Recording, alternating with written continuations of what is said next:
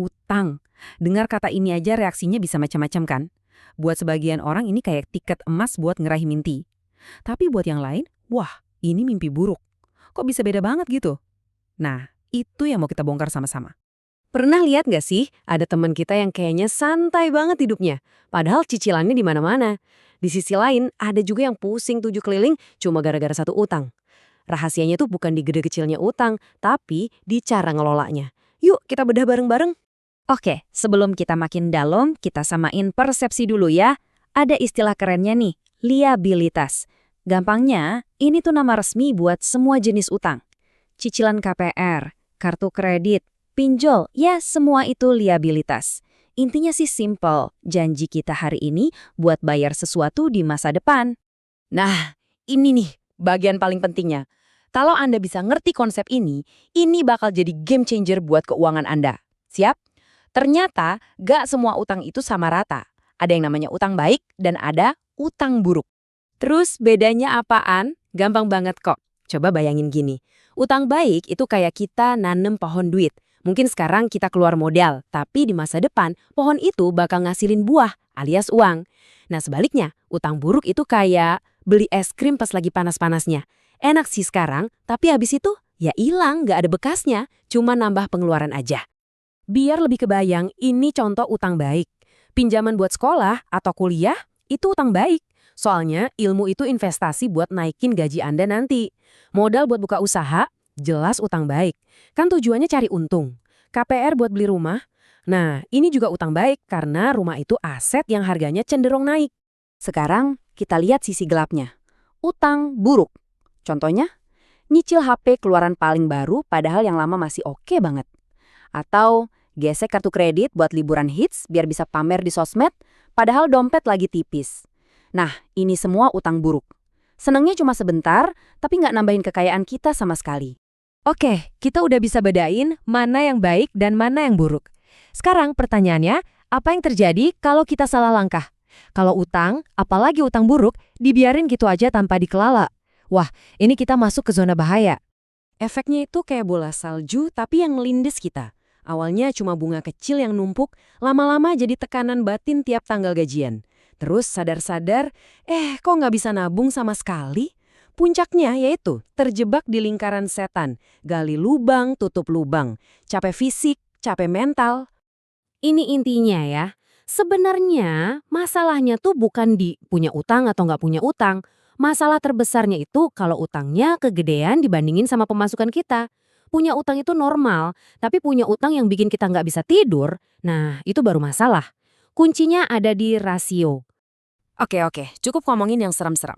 Sekarang kita fokus ke solusinya, karena selalu ada jalan keluar. Kabar baiknya utang itu bisa banget kita kendalikan.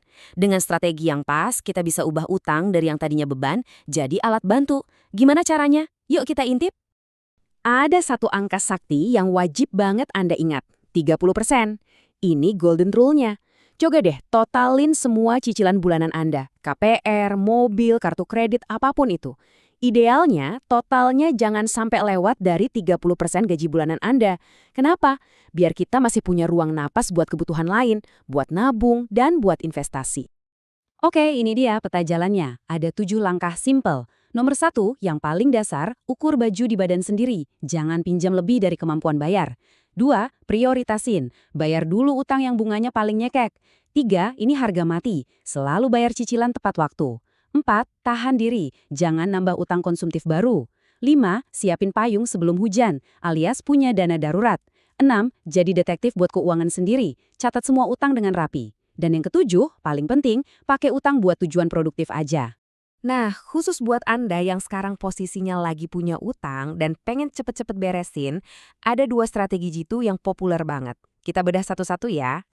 Yang pertama namanya metode bola salju. Gini caranya, Anda cuekin dulu bunganya, fokus lunasin utang yang nominalnya paling kecil. Begitu satu lunas, rasanya kan yes. Nah, kemenangan kecil ini yang bikin kita semangat buat ngelunasin utang berikutnya. Di sisi lain, ada metode longsoran. Kalau ini, logikanya pakai matematika murni. Kita hajar dulu utang yang bunganya paling tinggi. Kenapa? Biar kita hemat uang paling banyak dalam jangka panjang. Terus pilih yang mana? Jawabannya ada di diri Anda sendiri. Coba tanya, Saya ini tipe orang yang butuh motivasi cepat atau tipe yang logis dan hitung-hitungan. Kalau Anda butuh semangat dari kemenangan-kemenangan kecil, bola salju cocok buat Anda. Tapi kalau Anda orangnya disiplin dan pengen hasil paling efisien, pilih metode longsoran.